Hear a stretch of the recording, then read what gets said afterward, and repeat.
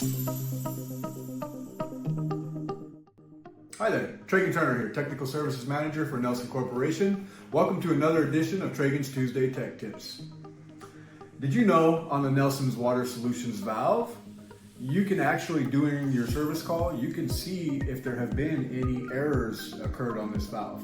You can see the last 10 errors that have occurred on the valve simply by pressing and holding the up and down arrows together from the home screen,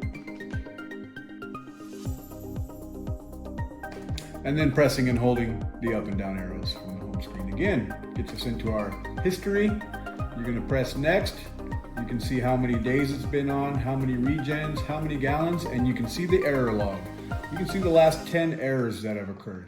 So if you have a customer that's running into errors but they're resetting the valve themselves, you can actually come on site and you can see the last 10 errors that have occurred on the valve since being installed. Thanks for joining.